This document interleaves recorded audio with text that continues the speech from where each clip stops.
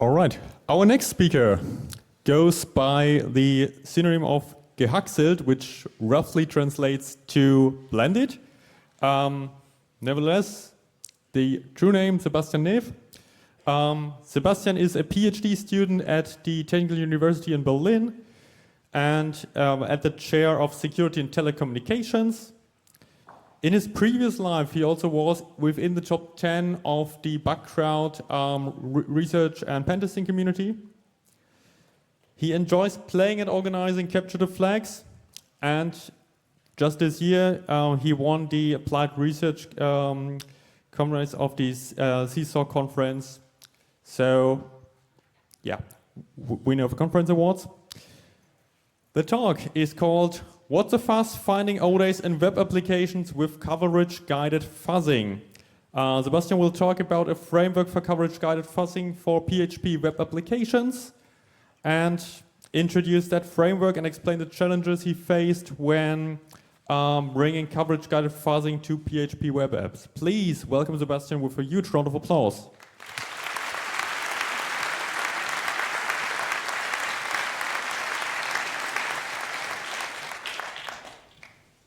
Wow, thank you very much for the very warm welcome. I didn't expect the room to be that full because there are two other really great presentations going on in the other rooms. So thank you for being here. And also a big thank you to my co-authors of this publication, Lorenz and Professor Seifert, because without them, this work would not have been possible. So I usually give my presentation as a sort of story, so I'll be your storyteller for the next 60 minutes. But I was already quite well introduced, so I skip the part on the left side and just continue with the right side. So my first congress was roughly 10 years ago. It was a 31C3. And yeah, back then I didn't really expect to be at the stage in front giving a presentation at some point, but now here I am. So to all the first-timers or more regular C3 attendants, yeah, if you do some interesting stuff, and I'm sure you do, then hand it in for the CFP and take my place at a future event. So the story will be about Fuzz. Fuzz is a fuzzing framework, and we go through different phases of developing Fuzz and using Fuzz. So we'll start with a short introduction and the motivation that we had to build this tool. Then I give a brief introduction to fuzzing. Then we'll go on with what Fuzz actually is and how it works. Then I'll talk about the findings, including the 0 days that we were able to find. And then there's a bit of what's left to be done, where you could contribute to this work, to this framework. And in the end, we'll have time for some Q&A. So let's start with the introduction and the motivation. So what was the motivation for this work? As already told, I used to do a lot of bug bounties back then during my studies, and it was a quite nice way to earn some money as a student. So still, I think it's a good side job, so why not try to find some more vulnerabilities on the internet, especially cross-site scripting, SQL injections, remote command execution, and some others, then report them either to the website operators directly or through some responsible disclosure or bug bounty program to improve the web security and maybe gain some CVEs or CV enhancers, like some people call them, and also some bug bounties. But as a PhD researcher, I don't have much time, right? I have to do research, I have to do teaching. Teaching takes a lot of time away from my life, but it's fun, it's nice. So yeah, there's no time for manual testing and source code reviews of some applications. Although it is fun, I used to do that. So why not find some automated way to discover these vulnerabilities and then report them? So this is something that is called fuzzing or fuzz testing. And in the end, my third motivation was to somehow use it as part of my research career for an academic publication. So I looked into the existing research and noticed that there's little research and little publications on web application fuzzing. So I thought, well, it's quite established in the binary application domain. Maybe we can apply some of these concepts to web applications, and then this might have enough novelty for a publication. So with that said, let's move on to the background. Who does not know what fuzzing is? Who has not heard of fuzzing? Please raise your hand. Okay, quite a few people. Apparently most of you know what it is, which is great, because you might not know how it can be applied or how different methods can be applied to web applications. So for all the people that were not yet familiar with the term, it was apparently coined almost 40 years ago by a professor at the University of Wisconsin, and it was described as a simple technique for feeding random input to applications. So what does the simplest form of fuzzing look like? We have a fuzzing program on the left side, and we have an application that we want to fuzz on the right side. So the fuzzer generates some random input and sends it to the application. The application then processes this input, and then there are two possible outcomes. The first one is that the application properly handles the input and nothing special happens, so it's okay with the input. And the other case is that the application fails to properly handle the input. It might crash, it might show some weird behavior. So this is where the fuzzer notices, okay, the application misbehaved, and this might be a potential vulnerability or something about this particular randomly generated input caused the application to misbehave. And why is this called black box fuzzing? The reason for that is that the fuzzer does not have much knowledge or information about the fuzzed application and how it processes the input. So it's like a black box. So some research later, people came up with the idea of actually improving the fuzzing process by adding some coverage guidance or feedback mechanism into the application. So you can see the different functions. Let's see if the laser pointer works. Not that good. So the functions that you see on the right side in the application are instrumented, so that the fuzzer in the end knows what code was executed for this particular input. And this feedback, also called coverage, is then fed back to the fuzzer, and the fuzzer can process this feedback in order to optimize the random input for the next iteration, or in order to get more information about a potential bug. And usually these fuzzers optimize for the highest coverage, because the goal is to fuzz as much of the application's functionality as possible. So if you type fuzz testing or fuzzing into Google Scholar to look for some academic publications, or if you would type it just into the regular Google, you would find quite a lot of results, more than 68,000 in this case. So there's lots of projects and a lot of research activity going on in the domain of fuzzing, which is great. So for example, I've brought you a few projects. American Fuzzy Lob was developed by Elkamtov and then extended by the fuzzing community into AFL++ with additional features and some improvements. And then back in 2016, Google started the OSS Fuzz project, which was just after the heartbeat bug was discovered in OpenSSL, in order to fuzz different open source projects. And since then, it has found more than 10,000 vulnerabilities and over 36,000 bugs in more than 1,000 projects, according to their website. And then, of course, there are many other projects. I couldn't list them all, but with regards to this year's topic, there are even fuzzers that try to fuzz x86 processors to find some illegal instructions, maybe. Yeah, so there's a lot of fuzzing in different domains going on. But with what you've seen, there's quite a strong focus on binary applications and usually the resulting memory corruption vulnerabilities. So most of the fuzzing research, as far as I know, focuses on applications written in C, C++, or some other binary level language, and they usually try to find memory corruption vulnerabilities like stack overflows, buffer overflows, heap overflows, and so on.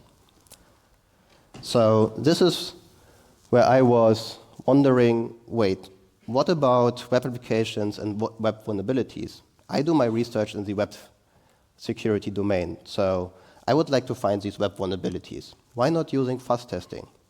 But why is there not so much research on that? And one reason for that could be that in contrast to the binary application fuzzing, where you had the fuzzer and then the application that you wanted to fuzz in direct contact, with web application fuzzing, you have a web server in between those two programs. So a traditional or a fuzzer would have to create correct HTTP request, which goes through the web server, so that the fuzz input then reaches the web application. And there are traditional web application fuzzing tools. Fuzzing exists for web applications, but according to OWASP, fuzz testing or fuzzing is a black box software testing technique which basically consists in finding implementation bugs using malformed, semi-malformed data injection in an automated fashion. Again, the keyword is black box fuzzing. So this limits the fuzzer's possibilities to get feedback from the web application. Why? Because the web application might run on a different system than the fuzzer, and depending on how the testing is done or how the application behaves, it might just return an empty website or just a generic HTTP error if something breaks within the application. So there's limited feedback for the fuzzer about the triggered vulnerabilities, and the fuzzer has to find ways to use a set of predefined payloads or heuristics to send to the application because it has no idea what the potential vulnerabilities could be on the web server side in the application. So traditional fuzzing using the black box approach is a bit limited. So my question that I asked myself was, can we apply coverage-guided fuzzing to web applications? So can we instrument the web application and improve the fuzzing process and maybe find more bugs using that approach? But it turns out there are several challenges. What are the different challenges? There are 4 of them, so let's go through them. So the first challenge is finding out what to fuzz. With the binary application approach, you have usually one specific input path. You either write the random input to standard in, or you write it to a file which is then read by the application, but usually there's just one specific way to get the input in. But with web applications, we might have different endpoints and different inputs. For example, if you just think of a normal web application, you might have a register endpoint which takes email, name, and password parameters. You might have a login endpoint which takes a different set of parameters and some other websites, and even static resources that you don't want to fuzz because there shouldn't be any processing happening on the server. So how do we know what to fuzz? Once we know what to fuzz, the next question would be, how do we mutate the input? How do we randomly generate input to give to the application? And again, web applications are a bit specific about it because they require these specific parameters to function properly. If you omit the email parameter in the registration endpoint, the registration will just fail, and you wouldn't test the actual registration application logic. So you have to provide the correct parameter names, but then just change the different values. And then the next question is, how do we trigger the vulnerabilities? As you can see, for cross-site scripting issues, you might have to inject a specific string to trigger that vulnerability or to detect the cross-site scripting issue. Same goes for SQL injections. You might have to inject special characters in order to detect this vulnerability. So with a black box approach and just randomly flipping bits in the input, it would take quite a while until we end up with these specific strings.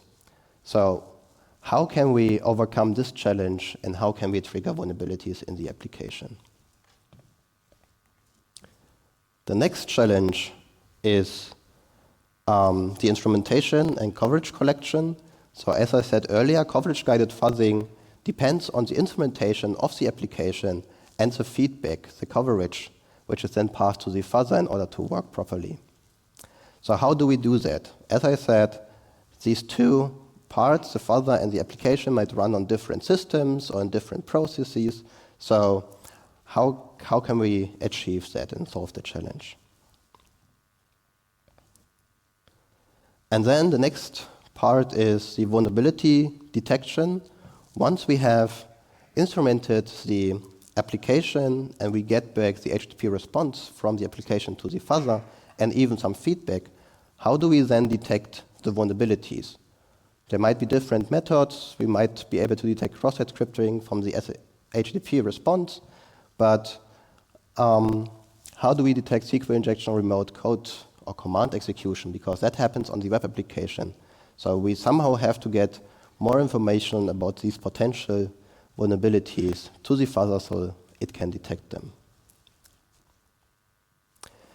We were not the first to actually work on these challenges and try to solve them. There was quite a bit on related work, or to emphasize, quite little bit of research. I started to do this research in the end of 2022, and there were only WebFuzz and CFuzz which actually tried to do coverage-guided fuzzing on PHP web applications. And then concurrent to our research, The Witcher was published and Atropos was published this year, 2 months after our publication. So what you can see in this table is that the approaches usually focus on single vulnerabilities. WebFuzz had only cross-site scripting, CFuzz command injection. The Witcher had 2 vulnerability classes, and Atropos implemented several ones, which is quite nice, but they focused on web server-side vulnerabilities, not client-side ones like cross-site scripting, open redirection, or some other classes. And then all the approaches by the related work, they require changes to the fast application source code in order to instrument the application, or they had to modify the PHP interpreter with low-level changes or even external commands. So I had a few ideas for improvements. For example, about the instrumentation, can we do that without actual code changes? So can we just create a system, a framework where someone can place their web application inside a Docker container and then get started fuzzing that application for web vulnerabilities without having to recompile a PHP interpreter or modify the application source code, which might break it in some way. And the other motivation was to actually create a framework that would support multiple common vulnerability classes. So we won't have like tens of different fuzzers in the future, but maybe one framework which could be extended for different vulnerability classes. And I also came up with one alternative endpoint collection method. All the approaches used a crawler-based approach, and I thought maybe I can find a different one. So let's talk about Fuzz. Fuzz is the framework that we have developed. You can see a figure of that on the slide. It is modular, it's Dockerized, and it's open source. You will get the link to that project on the last slide, just to keep your focus on the slides, not on the code. So yeah, every box that you can see in this schema is more or less a separate Docker container. So everything is Dockerized, the browser, the crawler, the generation containers are Dockerized, the fuzzer is Dockerized, and the web server and instrumentation is Dockerized as well. So as I just said, in addition to the crawler-based endpoint detection approach, we implemented a browser-based approach. So that's why there is a box with a browser next to it. And then we have in the middle the core component, the fuzzer. And you can see that there's fuzzer 1 to n. So actually our fuzzer supports parallel fuzzing from the get-go. So you can just start several instances of that fuzzer for parallel fuzzing, which might improve the fuzzing speed or the results in a positive way.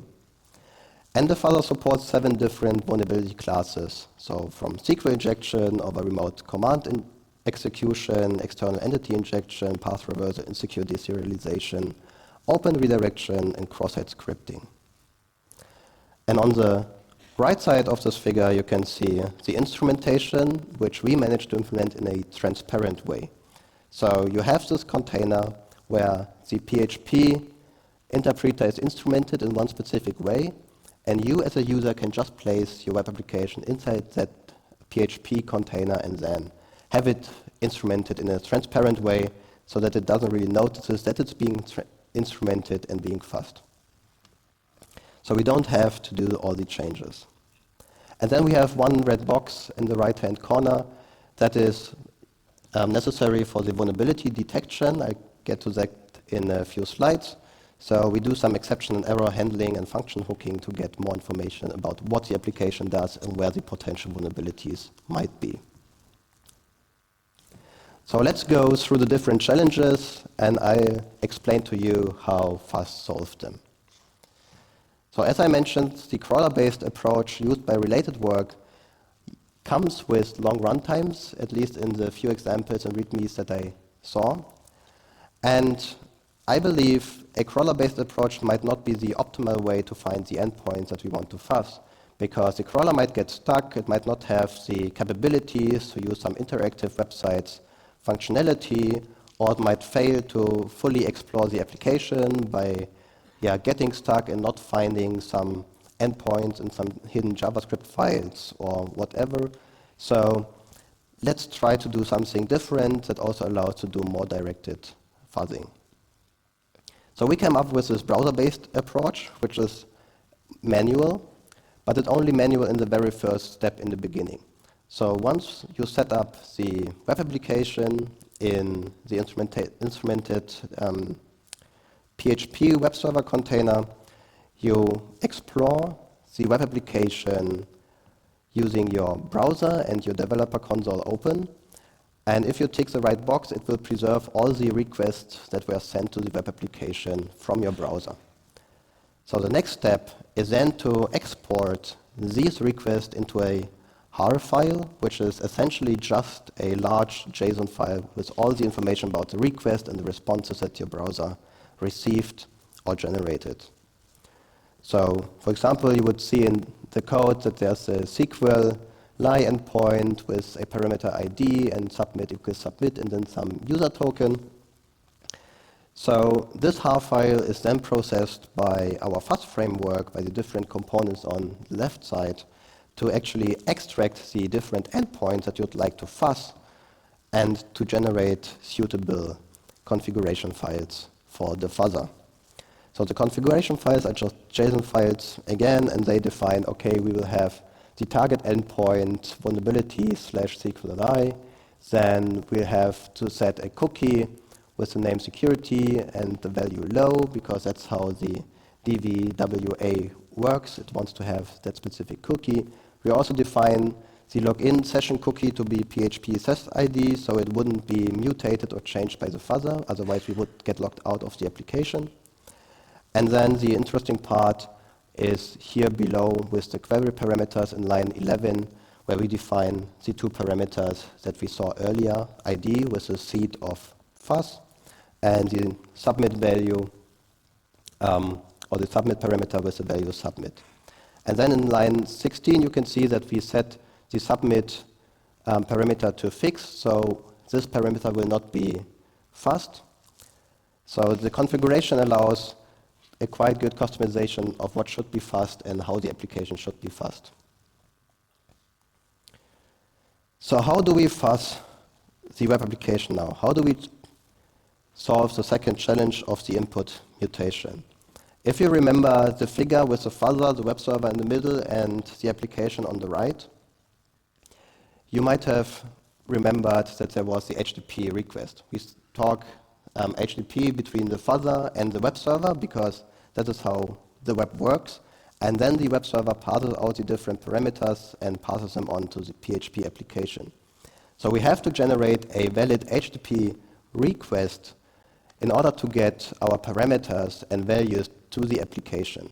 We can't just randomly change bits or bytes on the whole HTTP request, because the web server would then reject the HTTP request. It would say, yeah, this request is malformed, it doesn't comply to the HTTP standard, so I'm not going to pass any values onto the PHP application. I just reject the request, and then we would have done one fuzzing iteration, which was ineffective because the input did not reach the application.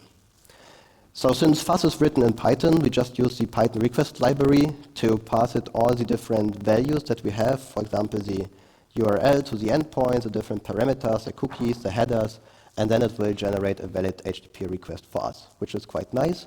And we know that the parameters will actually reach the application. Then, as mentioned in the second or the first challenge with the endpoints, we have to keep the different parameters and endpoints mapped together. So if we would send a different set of parameters, for example, to the register endpoint, and this set would not have the email, password, or name parameters, this endpoint would say, okay, you're not providing the right set of parameters. I'm not going to process this input. I just reject it, and then we have nothing won. So we said, let's keep these parameter names the same and just mutate the values so we can actually try to fuzz the different application logic behind the different endpoints. So these are a few lines from the parameter selection and then mutation of a specific value. And in this case, we will change the value, the seed value fuzz of the parameter ID. So how do we change these values? Well, we do it with the byte-wise changes. In theory, we could also have done bit-wise changes, random bit flips, or other approaches that are used by the binary application fuzzers. But since the web applications usually work with printable ASCII characters, except for maybe file uploads, we thought, let's keep it with random bytes. So we add, replace, modify single characters, and also at random chance, we insert some vulnerability triggers, like for cross-site scripting, for path reversal, or for some of the vulnerability classes that need specific structured input to get triggered. And here again, a few lines from the fuzzer itself. As you can see, you can see the modularity. We have this default mutator class. We have some subclasses with the different changes to the input. And if you would like to improve upon this input mutation, you could just add your own mutation classes or change the default mutator. So in our example, we would change the parameter fuzz and maybe add a single quote character, which might be even enough to discover some SQL injections. So let's talk about the instrumentation challenge and the coverage collection. The reason why we can do that without changing any of the PHP interpreter source code or the Fuzz application source code is because we use 3 different open source extensions. We use UOps for interception and hooking of different native and non-native functions. And then we use 2 different plugins that provide a way to collect coverage of the executed PHP application. And again, this also makes our approach agnostic to PHP versions. Some of the related work only works with PHP 7. Nowadays we have PHP 8. But we are confident that these open source plugins might be maintained by the community in the future, so our instrumentation approach might work across newer PHP versions. So how does the function hooking work, which is quite a crucial part of our instrumentation approach? So UOps provides the UOps set return function, and you can pass it the name of a specific function you would like to hook into and overwrite the return value. And we use that approach to hook into some of the native PHP functions and some of the non-native PHP functions provided by the web applications we are fuzzing in order to wrap those function calls in a try-catch. And why do we do that? Well, on one side, it allows us to modify the return values, for example, for authentication authorization functions. So using the function hooking approach, we can simply make isLogkedIn, isAdmin, check CSRF nonce, or any other security-related function return true or whatever positive value it should return, so that the fuzzer actually finds more vulnerabilities in the code and does not get stuck at one of these functions. Then we can also catch suppressed exceptions errors. from over 60 risky functions that we instrument in our instrumentation. So you might have seen in PHP code this @ sign in front of a function call which suppresses the exceptions and errors generated by that function. And by wrapping that MySQLi query in our hooking approach, we can actually see the exception which would have been generated and then emitted by the code. So we would see the "you've got an error in your SQL in syntax error" message, although the application does not see it or wouldn't show it to the user. So we can better detect vulnerabilities with that. And then we also use the function approach to hook into the set exception handler and set error handler functions to define our own exception error handlers in order to get coverage even when the application exits due to an error or to an unhandled exception. And this is quite nice.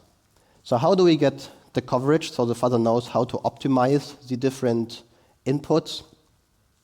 For that, we use the PHP configurations auto-prepend file and auto-append file to initialize and stop the coverage collection. And again, we have both xdebug and pcoff that couldn't be used, so you can decide when deploying the PHP container which of the both instrumentation approaches to use. Pcoff is claimed to be a bit more performant and faster than xdebug, but we decided to just cover both of them. And they will start the collection of the different executed functions and then in the end also stop collecting them, writing the resulting JSON file to the shared volume to make it accessible to the fuzzer. All right, how do we detect vulnerabilities? The final challenge.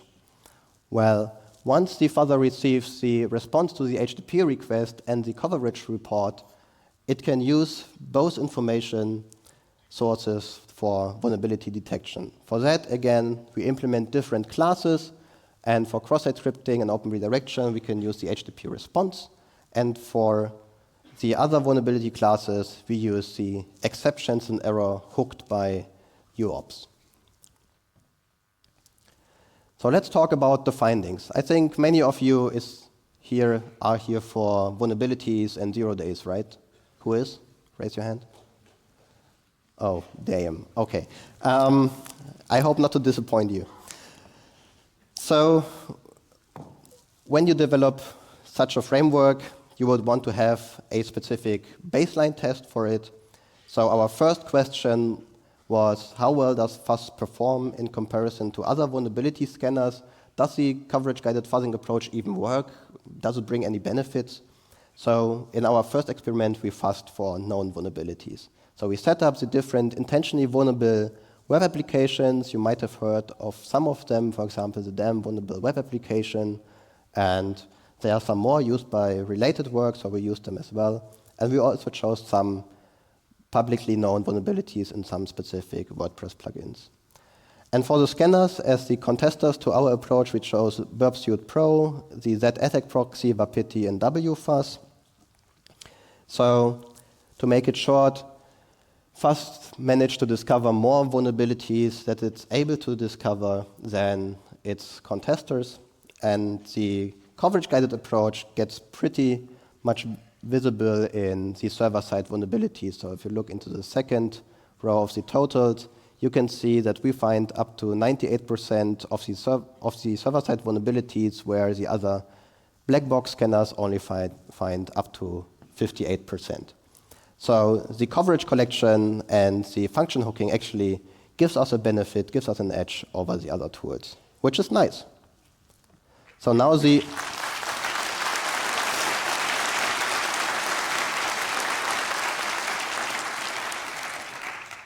Thank you, I didn't expect that because that was quite boring, wasn't it?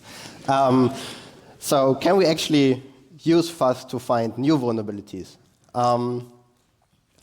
So we thought, okay, how do we get a lot of potential source code written in PHP that is publicly available that we can fuzz?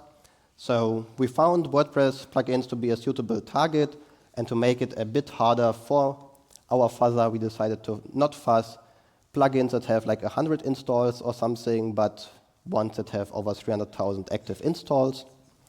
So we downloaded 183 of these popular public plugins, and yeah, they all had over 180 million active installations at the time of writing. Since we can't do the manual browser-based approach for all of them, we decided to use a programmatic approach and extract the different API endpoints defined by WP Ajax. And in the end, we came up with 1,090 API endpoints with 1,085 parameters and 115 plugins that we fuzzed. But in order to actually fuzz authenticated and unauthenticated plugins, we had to disable some security features using the function hooking approach that we just explained. So we disabled authentication, authorization checks, some security checks, and then we fuzzed these API endpoints with Fuzz and Burp Suite Pro. All right.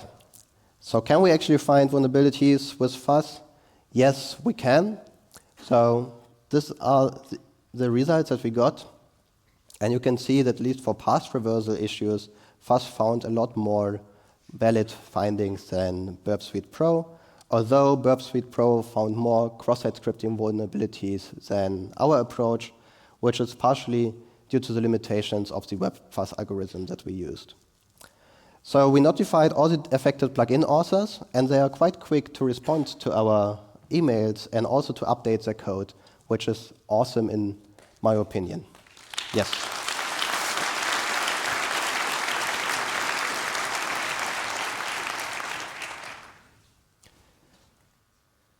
So there was only one issue.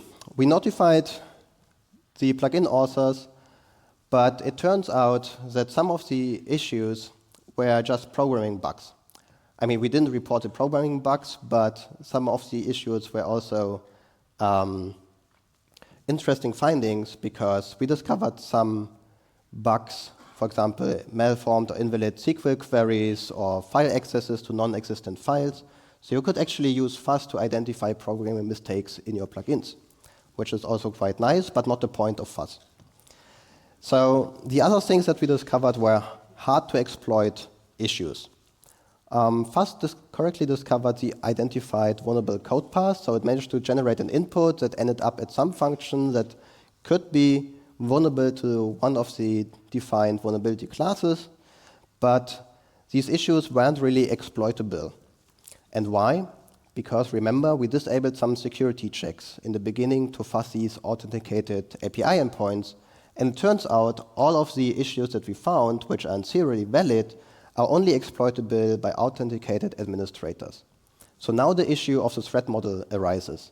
So if an administrator can edit PHP code through the theme editor in WordPress, they have remote code execution by design. So there's no point in using a vulnerability in one plugin that allows some administrator, to read some file, right?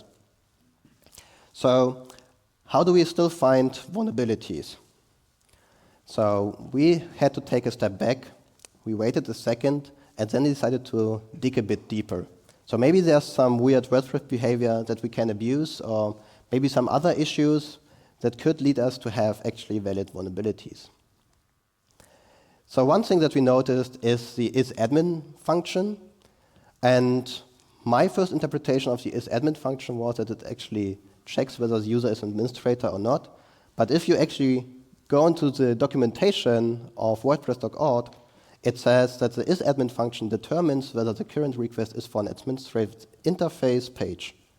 It does not check if the user is an administrator. And I was, wait, what? I was confused, and I thought if I'm confused, then maybe some developers are confused as well. So even scrolling down the page, we notice that isAdmin only checks whether the requested page is within the /wp-admin page. And also one comment says that isAdmin returns true for Ajax request that we were fuzzing with our approach. So, well, maybe actually there's still a way to make this a vulnerability, but still we have to be an administrator, which isn't great. So I looked at the WP-Scan CNA that handles WordPress-related security submissions, and they say on the submission form, you have to be an administrator or if you're an administrator, you can only report vulnerabilities if they are in a multi-site environment. So I looked up WordPress multi-site installations, and I noticed, well, there are actually two different kinds of administrators. Great. One administrator type is the network administrator, which administrates the whole WordPress installation and has all the code execution privileges. And then there are site admins that control the sub-sites and have limited rights. So now the threat model changes. If we are a sub-site administrator and we can use a vulnerable plugin to actually attack the whole WordPress installation, we might have a proper vulnerability. So yes, we looked through the different vulnerabilities, the issues that we discovered, and actually found two different vulnerabilities that qualify as a valid issue. So reported them, got a CVE assigned, and one of the vulnerable plugins was a pop-up builder in which we found a server-side request forgery and arbitrary file read. So now, if you remember correctly and listen carefully, I said we Fuzz plugins with 300,000 installs, right? And now currently this plugin has only 200,000 installs. So why is there a difference? Well, I think the popularity might have tanked after our security report. I hope not. But still, it is at where it is now. So how does the vulnerability or the exploit look like? I shortened it quite a bit, but if you want to read the whole write-up, you can go on the zeroday.work blog post where I posted a write-up on the issues. In essence, you can send a post request with action sgbpv import subscriber, and then the import list parameter is vulnerable to path traversal or server-side request forgery in the admin Ajax endpoint, and if you send this payload, you will have, or you will be able to read parts of the file. So this is the first issue that was then in the end valid. So let's move on to the next issue, which was also a local file inclusion vulnerability. Again, the plugin had, or currently has 500,000 installations, but back then it had, if I remember correctly, 600,000. So again, 100,000 down since our report. Yeah, I hope people don't blame us on that.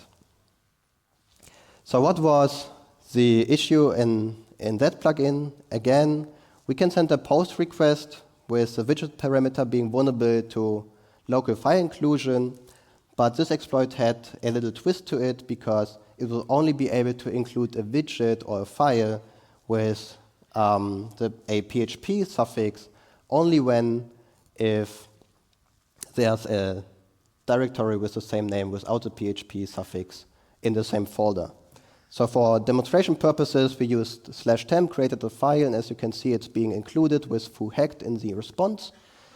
But actually, there might be something exploitable, or maybe something exploitable, because there's a network directory with a network.php in multi-site installations. All right. So these are the two vulnerabilities that we found. And now let's go to the outro chapter. What can you do with Fuzz? How can you find your own vulnerabilities? And how can you help to extend the Fuzz framework? There are some challenges that I was not able to solve yet. I hope that there are some brilliant people in this room that could help with this, because, for example, the UOps extension that we use for function hooking is only able to hook into PHP functions, but not PHP expressions. And PHP expressions are a different language construct that, for example, eval or include or require belong to. So we cannot detect local file inclusion issues right now. Also, there's limited support for stateful and multi-step actions. So if a vulnerability requires to send a request there, and after that there, so sequential actions, Fuzz cannot detect these issues right now. But what we can do is parallel fuzzing of different endpoints. So if the input goes in here and it's being exploited on this other input, then Fuzz can detect this. And again, fuzzing speed is also different in comparison to binary applications. By binary applications, Fuzz with up to tens or hundreds of thousands of executions per second. With Fuzz, it highly depends on the web application. So for DVWA, which is quite slim and fast, we can get several hundreds of executions per second. But with WordPress, for example, it's in the low tens or hundreds. So it's not that fast in comparison to a binary application fuzzing, so there's a lot of room for improvement. And then future work, obviously. There are some other vulnerability classes that could be implemented in the Fuzz framework, for example, server-side request forgery, header injection, code execution, and some others. And since our fuzzer only implements some basic fuzzing algorithms, it would be interesting to see if we can actually implement or adopt some of the AFL++, libAFL, more sophisticated fuzzing algorithms, or if we can even integrate some of the instrumentation parts into the AFL++ framework. And then there's just the last point, we need to fuzz more, we need to find more vulnerabilities, so please feel free to fork and contribute to the Fuzz project. It would be great to see some improvements to that. It's by no means perfect, but it should be usable as it is right now for the basic vulnerability discoveries. So in conclusion, what I have presented to you is our Fuzz framework, which is modular and supports PHP web applications with up to 7 different vulnerability classes. It's open source. It has outperformed the other vulnerability scanners in our experiments. So I believe it's some good approach to actually find vulnerabilities. And it also shows that the coverage-guided fuzzing approach is applicable and a promising approach to uncover such vulnerabilities. But still, there's room for optimizations and further research. So since, again, I believe we are quite a lot of computer nerdy people in here that like to code and like to find security issues, it would be nice if you could contribute. And then the most important thing is to still have fun at 38C3 and keep on hacking, maybe on this project, maybe on other projects. But if you find vulnerabilities, please be responsible. Don't post them in the wiki on the hacked page. Report your bugs. Do the good thing. Be the white hat hacker. I would be thankful for that. So with that, we reached the end, and they lived fast happily ever after. So I believe now we have some time for questions and answers. And while you line up for the microphones, you can find the full publication behind the QR code, or if you Google for what all the Fuzz is about, you will find it as well. It's open access, so you can just download the paper, read it, and you can also find the code on GitHub. The slides as well, and if there are still any questions or you'd like to collaborate or work on Fuzz, you can send me an email. Thank you.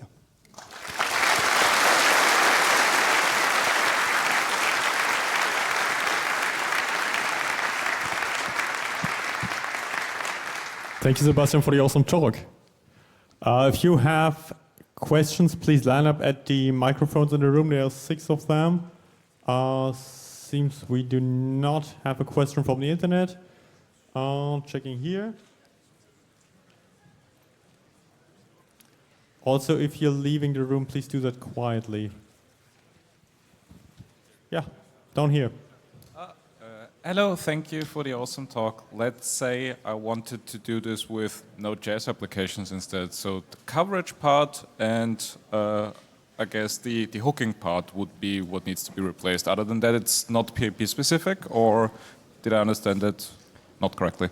Right now, Fuzz focuses on PHP applications, so we have only tested this with PHPs, and also the instrumentation is specific to PHP.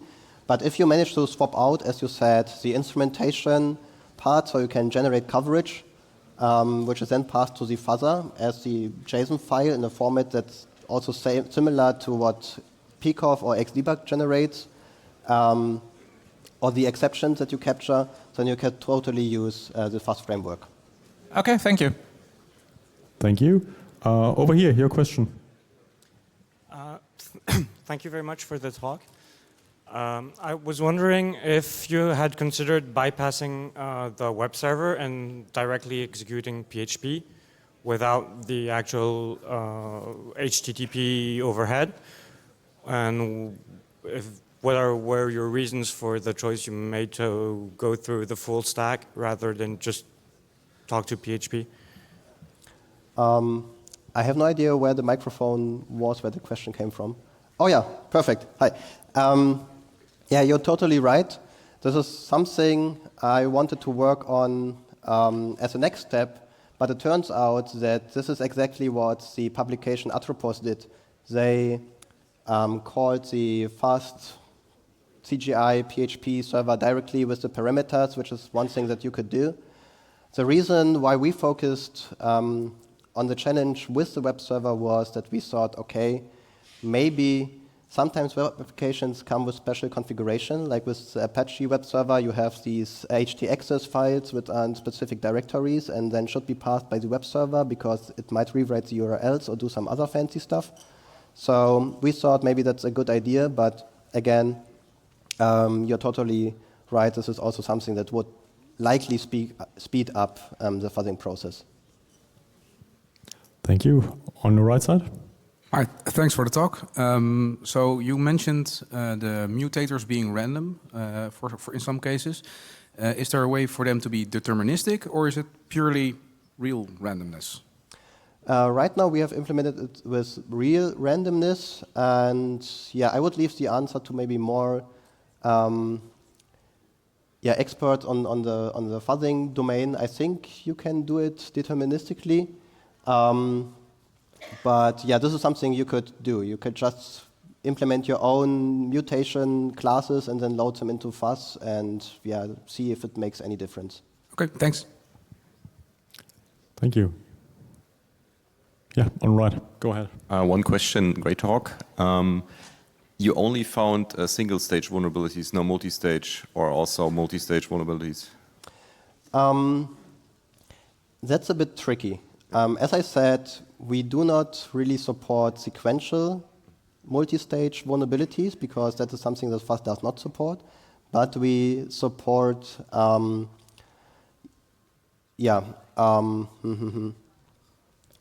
we support vulnerabilities that do not require a connection between two requests, right? So in the damn vulnerable web application, there's one SQL injection, the high level, where you have to give the input through one endpoint, and then the vulnerability is triggered on the other endpoint. And we can find this vulnerability by fuzzing those two endpoints in parallel, because the one fuzzing instance will generate an input that will end up somewhere with a payload, and then the other instance will trigger the vulnerability and detect the vulnerability through the function hooking. Okay. So it's yes and no. So I guess this is why you haven't tried Juice Shop, because there's a lot of multi-stage or logic. As far as I know, Juice Shop is implemented in Node.js, isn't it? Okay. That's true. Okay, you're right. Thanks. All right. The microphone in the back, your question. All right, I'll keep it short. So the endpoint discovery, as I understood, that was like manual browser interaction, right? Have you explored using end-to-end frameworks like Cypress for that might already exist in some projects? Good idea. We have not looked into that, but yeah, happy to do so. Okay, thanks. All right. Microphone on the right-hand side, your question. Thank you for your talk. I want to know, can you fuzz also a closed PHP source where you can't look in the source code? You can fuzz that, but then you're back at the black box approach, where you just throw things at the black box and hope that something sticks. But with our coverage guidance, you have to do the instrumentation, so you have to have the source code. Thank you. And again, the microphone on the back. Yeah, thank you for the talk. I think the framework is very interesting and an interesting approach for, pen testing web applications. I was wondering if the comparison to other scanners like Burpsuit and so on isn't a bit unfair because they only can rely on like black box testing while your approach kind of has code access. So what's your opinion on that? You are right. We took these tools because they are the state-of-the-art open source and commercial tools. So we wanted to see how that compares. But actually, I brought one extra slide. We wanted to also compare to the related work, which actually uses coverage-guided fuzzing with our approach. But it turns out that due to the instrumentation and how it's done by the other approaches, we weren't able to get some of these tools to run. I believe CFuzz was not published, or it has its code not published, so we cannot really use that. We didn't get Witcher to work, unfortunately, for the comparison, and Atropos was not yet published, so we also did not have the code. But we looked at these publications and compared the number of vulnerabilities that they reported for their tools, and as you can see, Fuzz still finds more vulnerabilities in these intentional vulnerable web applications. Yeah. Thank you. The microphone on the left. Not sure if I got it right. When you discover the things that you mutate, you're just mutating the parameters. You're not throwing random different query string parts at the application? It was a bit hard to understand, but I think your question was if you're just randomly mutating characters or if you're also using some specific payloads, right? It was about the discovery. You reported that you're just mutating the parameters you discovered from the manual exploration. Yes. And then you're mutating the values given to the query string parameters. Is that correct? Or do you also mutate the query string itself randomly? No, we split up the parameters.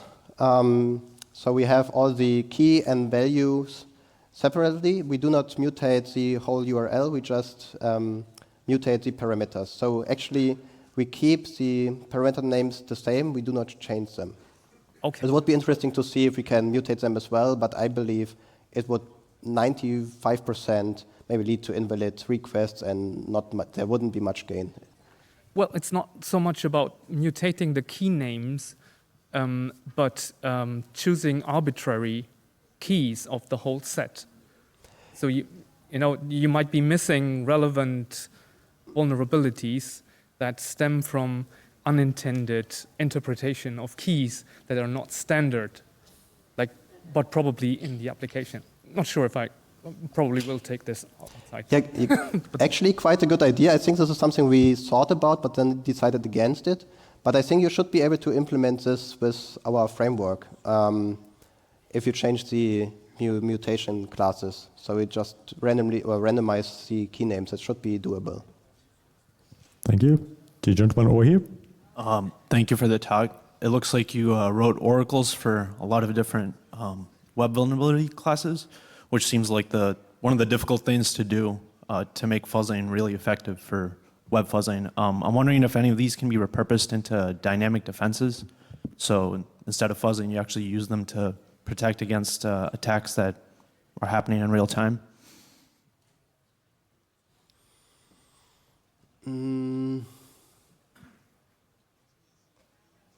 I don't really know how to answer your question. I guess how do you detect the vulnerability classes that you detect? How did we detect the vulnerabilities? With the function hooking. So as I explained, we hook into, for example, the MySQLi query function, and then if fuzz input reaches that function and causes a exception because it will return you've got a SQL broken SQL syntax in your SQL query, then we use that information in the exception message in the fuzzer to take this as an indicator for a SQL injection vulnerability. Okay, thank you. Yep. On the left, next to the camera. Oh, sorry, you were just waiting. All right. Dan in the back. Yeah, I was wondering, does this approach also work for obfuscated PHP code? Good question. I think it depends on the obfuscation, right? Like at some point, or I'm not sure if you can actually obfuscate native PHP functions. I'm not sure about that because at some point these should be called. If you have like the function file that opens a file, at some point obfuscated code should be calling that function. So we instrument that function and we should be able to detect the vulnerability in that. But we wouldn't be able to hook any non-native function that the application provides unless we know the obfuscated function name. Thank you. Thanks a lot, Sebastian, for answering all the questions and for the great talk.